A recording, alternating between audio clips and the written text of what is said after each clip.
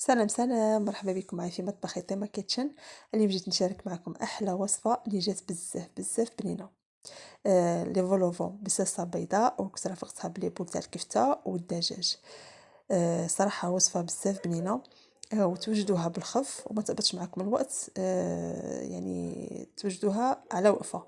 بيان سور تكونوا وجدتوا هذوك لي فولوفون اني شاركت معكم طريقه لاباط فيتي وطريقه تشكيل لي فولوفون.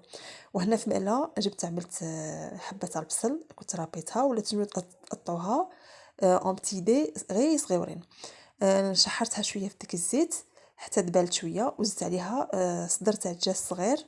انا عملت 3 شرائح تاع سكالوب قطعتهم هكذا اون بتي دي اللي هو مليح مليح مع هذيك البصل اللي وهاي الدجاج تاعكم حتى تحسوا بلي بدا يطيب.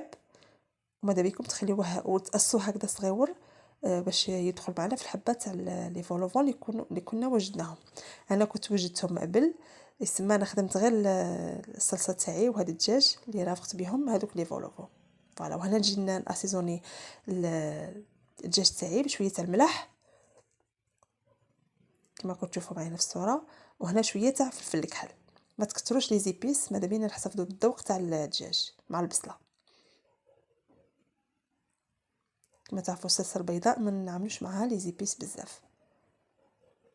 وهنا نقليو المكونات كامله مع بعض نقليوها مليح مليح مع الاستمرار في التحريك بالملعقه خشبيه هكذا باش ما ينحرق لكم باش ما يحمر لكمش. احتفظوا داك اللون تاعو الابيض. وهنا كانت عندي فيها تاع الفيون داشي زدت تبلتها وفوتها في الفرينه شكلتها على شكل كبيرات وقليتها في نفس الزيت اللي قليت فيها هذاك الدجاج. وهنا عاود نحيت الكفته تاعي ورديت الدجاج اللي كنت قليته مليح وطيبته ونضيف عليها لا كريم فخاش يعني هذه كريمه سائله خاصه بالطبخ. استعملوا لو ماتر ولا استعملوا اي نوعيه تحبوها. وهنا نقصوا الفرن عفوا النار تاعكم عملوها على النار قليله. كما تعرفوا لاصوص بلونش خفات تنشف شحال ما طيب تنشف. وهنا زدت اضافه تاع فنجان نص كاس تاع الماء باش هكذا نخفوا هذيك الكريمه. وماذا بيكم تخليوها يعني تخليوها طيب مع داك الدجاج باش يطلق فيها البنه. ماشي تمشيو تعملوها وتنحيوها بالخف خليوها عملوها على نار قليله وخليوها تغلي على الغليه ولا زوج وبعدين نطفيو عليها. وهنا شوفوا لي فولوفو تاعي كيما قلت لكم راني سبقت وتحضرتهم معكم. اللي ما شافتش الوصفه راني حاطتها لكم على قناتي.